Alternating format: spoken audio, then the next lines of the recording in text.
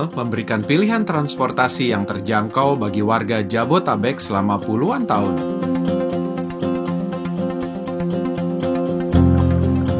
Banyak orang memanfaatkan KRL karena dianggap cepat dan murah, namun ada segudang masalah yang menyertai akibat buruknya pengelolaan serta perilaku penumpang saat itu.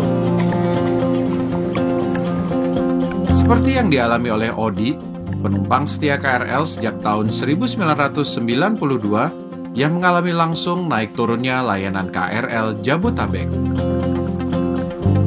Nah itu terus kan karena banyak copet, tas juga harus dikedepanin, makanya terus kemudian gue jadi rentan korban pelecehan. Gue jadi harus milih, gue mau milih dilecehin apa dicopet. Karena kalau tas gue di belakang, gue nggak bisa dilecehin, tapi gue bisa dicopet. Jadi.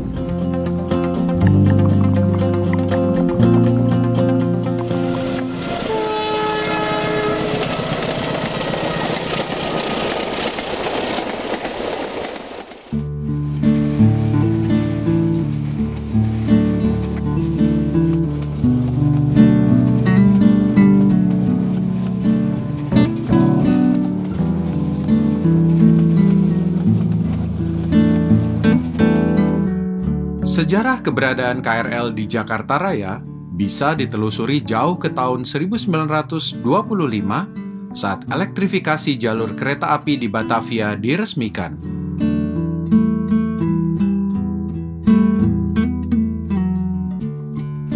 Keberadaan KRL langsung menjadi tulang punggung transportasi komuter di dalam dan sekitar kota.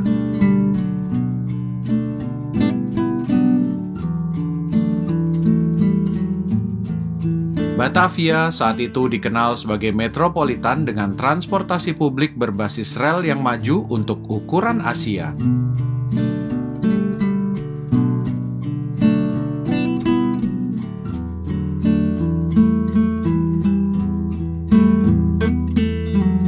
Warga Batavia menikmati kemudahan bepergian dengan angkutan massal yang modern dan terkoneksi dengan daerah-daerah di luar kota seperti Depok dan Bogor.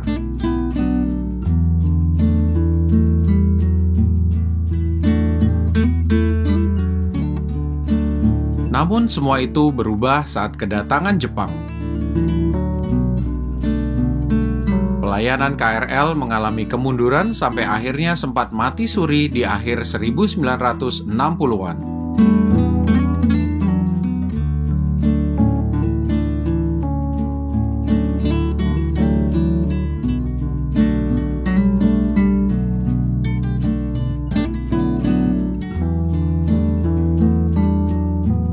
Upaya revitalisasi terus dilakukan dengan mendatangkan sejumlah armada baru dari Jepang, Korea, bahkan juga buatan dalam negeri dengan teknologi Eropa.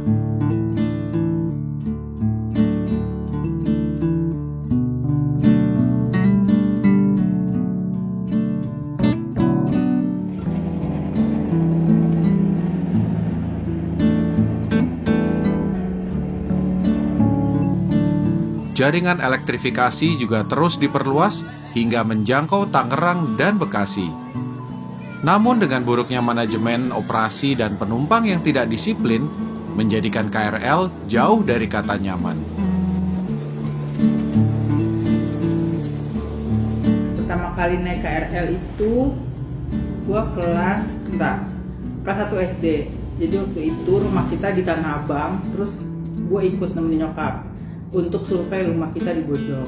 Gitu. Waktu itu KRL tuh masih tempat duduknya yang hadap-hadapan dua kayak kereta kalau ke Jawa sekarang gitu, belum yang manjang gitu. Cuman memang gue ngerasa kok beda banget ketika gue pertama kali naik KRL yang mau survei ke Bojong waktu tahun 92 gitu, sama pas gue udah naik sekolah. Soalnya waktu gue survei itu pintunya masih ketutup.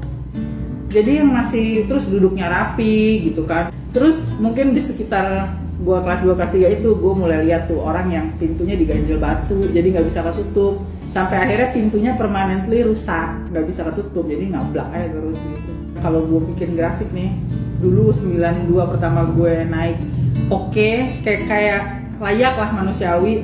Terus 93 dia makin bobrok, nah itu KRL tuh mempertahankan kebobrokannya itu. Sampai kayaknya sampai SMP masih, sampai SMA masih, sampai kuliah gue baru ada yang namanya ekonomi AC. Jadi di SMP tuh ya masih terbobrok KRL ya, di SMP gue itu masih di dalam kondisi itulah menurut gue.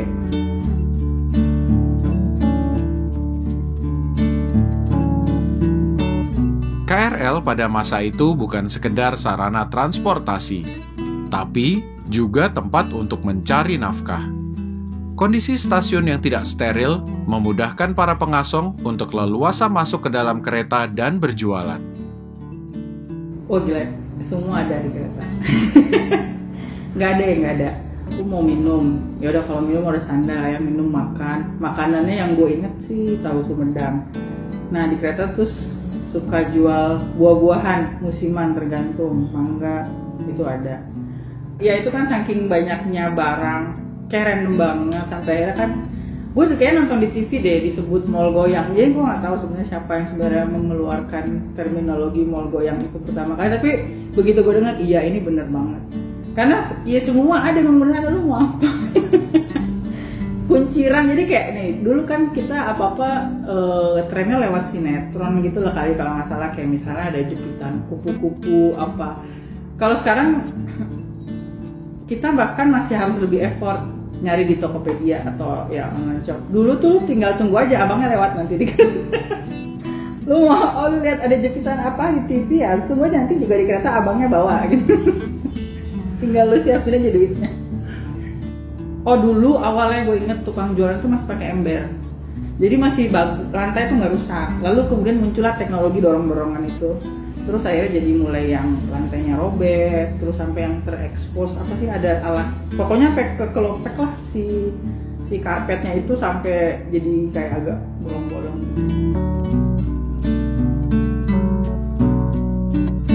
Paduan berbagai hal yang tidak dikelola dengan baik seperti stasiun, armada KRL, sampai perilaku penumpang membuat KRL tidak menjadi sarana transportasi yang nyaman. Nunggu keretanya di mana, harus denger keretanya di jalur 1 apa jalur 2. Kalau sekarang kan udah assign tuh kereta yang ke Bogor jalur berapa. Dulu tuh nggak, lo harus simak baik-baik.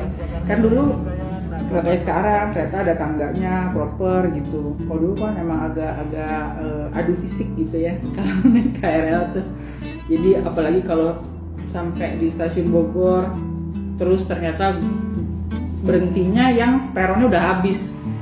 Jadi harus turunnya tuh langsung yang ke kerikil-kerikil itu loh gitu. Nah itu mengerikan, tapi buat gue dulu challenging. Mungkin karena gue anak-anak. Sekarang sih gue males. Penuhnya sih kalau ke Bogor itu penuh, dalam artian gue nggak akan pernah dapet tempat duduk lah kalau pagi. Dan berdiri juga udah lumayan, tapi nggak sampai himpit-himpitan kayak kereta yang orang berangkat kerja ke Jakarta. Ya cuman ya itu pun gue nggak tahu ya, mungkin karena pengen aja kali ya. Zaman gue SMP SMA sih udah mulai tuh ada yang naik ke atas, gue sih nggak sampai ya. Ada mulai yang naik ke atas, padahal sebenarnya keretanya juga nggak, ya bukannya udah nggak ada space lagi juga di dalam kabin, cuman kayaknya mungkin di atas banyak angin kan, gue juga nggak tahu ya. Tapi ya banyak. Dan ada temen gue kayak temen tetangga itu yang suka dia marahin mamahnya karena dia naik ke atas.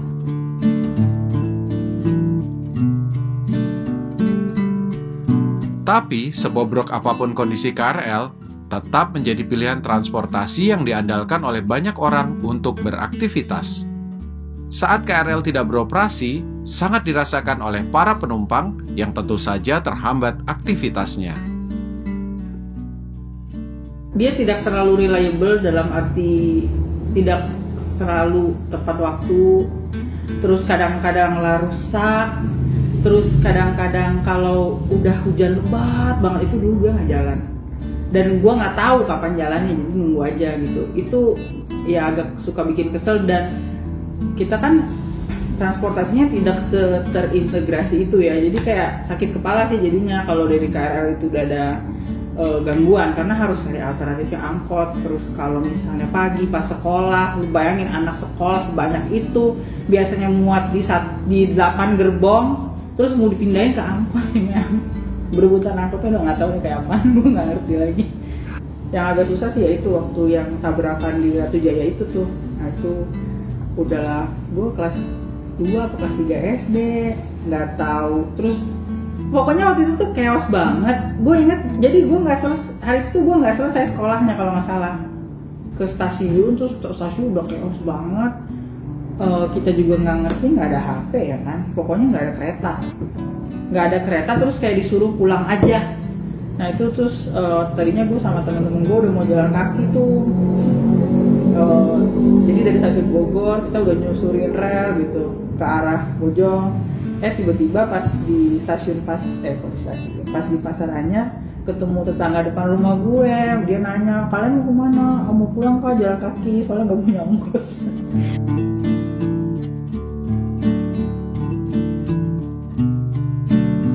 KRL juga dianggap gagal memberikan rasa aman bagi penumpangnya. Situasi yang tidak nyaman karena kereta yang over kapasitas dimanfaatkan oleh para penjahat untuk beraksi dengan leluasa. Gue tuh dulu zaman yang gue les di Manggarai itu, gue sering saking penuhnya, kan Manggarai udah nanggung ya, dia udah ngangkut penumpang dari kota, dari mana. Itu kayak gue hanya satu lapis di belakang orang yang gantung di pintu. Itu gue sering, dan kayak gue udah biasa aja, udah sambil berdoa ya, sambil pegangan. Gue udah nggak tahu lagi. Nah itu terus kan karena banyak copet, tas juga harus dikedepanin, makanya terus kemudian gue jadi rentan korban pelecehan. Gue jadi harus milih, gue mau milih dilecehin apa dicopet. Karena kalau tas gue di belakang, gue nggak bisa dilecehin, tapi gue bisa dicopet. Ya, itu terus sama itu pelecehan seksual itu, aduh gue udah nggak bisa hitung lagi berapa kali lah gue alami. Nah di kereta pulang dari Manggarai itu tuh yang paling banyak gue mengkoleksi pengalaman seksual harassment. Mostly sih bentuknya dia kayak suka ngegesek-gesekin gitulah di bagian belakang gitu. Itu saking seringnya sampai gue udah pelajari. Jadi gini, kalau udah penuh banget keretanya gue nggak bisa ngapa-ngapain. Jadi ya gue geser aja. Memang kadang-kadang nggak sering orang-orang yang di depan gue itu ngeh dengan apa yang sedang terjadi gitu, bahwa gue sedang dilecehkan. Cuman nggak tahu kenapa itu nggak pernah ada yang neriakin orang itu gitu. Tapi memang orang lainnya juga nggak diem aja, kadang-kadang suka kayak sini mbak gitu. Jadi gimana supaya gue bisa terpisah dari si orang yang lagi melecehkan gue ini gitu. Yang paling parah waktu itu lagi penuh banget, dan ini orangnya jadi kadang-kadang kalau udah depan-depan gue udah mulai gerasak busuk juga, si pelakunya ini kadang-kadang mundur teratur. Tapi ada juga yang parah banget, nggak tahu diri. Sampai ibu-ibu depan gue panik banget karena katanya si orang itu udah buka sleting.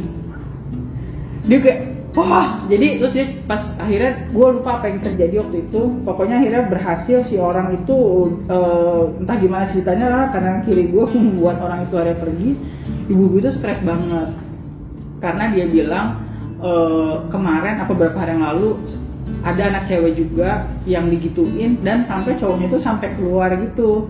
Jadi ibu itu tuh stres banget, dan dia kayak saya takut banget tadi ngeliatin mbak gitu. Saking seringnya itu terjadi, gue kayak udah ada feeling dari mulai orangnya posisi ada di belakang gue. Jadi pokoknya kalau dia udah posisi tangan pegangan dua-duanya, itu biasanya gue udah tinggal countdown 10, 9, 8 gitu. Itu pasti nggak lama akan ada gesekan di belakang gue gitu. Salah satu strategi yang sampai gue lakukan itu gue berusaha pindah gerbong. Jadi gue nggak, karena dengan harapan gue kan biasanya orang naik itu ada tempat yang nyaman ya. Ke gue juga gitu, kayak gue nyamannya di gerbong 2. Nah ini gue pikir semua orang atau mostly orang akan punya pola itu. Jadi gue berusaha pindah supaya gue gak ketemu. Iya, tapi ya itu ada orang yang lain.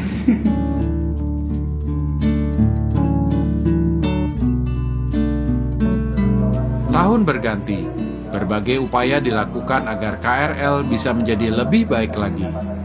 Semua sarana, prasarana, sistem operasional sampai sumber daya manusianya telah ditingkatkan dan setara dengan sistem KRL komuter di negara maju.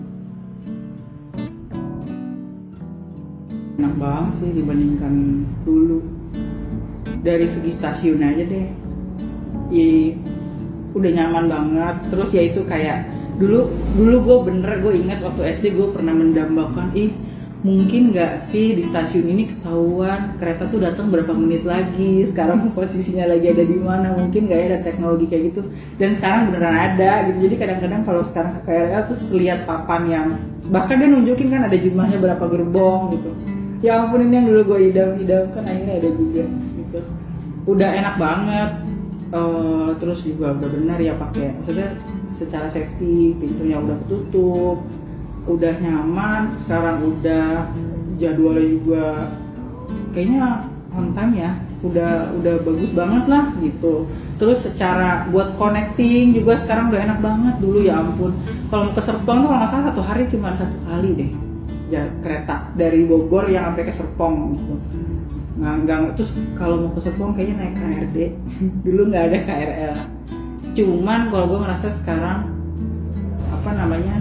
akses untuk yang kursi roda gitu-gitu itu tuh masih nggak ada ya. Mungkin sulit juga, nggak mudah juga kali ya menambah infrastruktur itu, karena dari stasiun yang zaman dulu ambrol itu aja sampai jadi sekarang tuh kayak udah perubahan drastis banget gitu.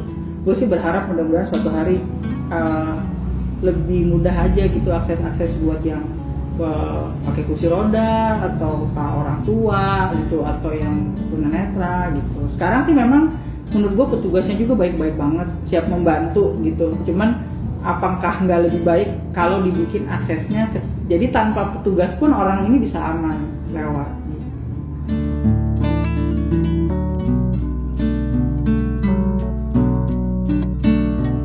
Hampir seabad lamanya KRL hadir di Jakarta.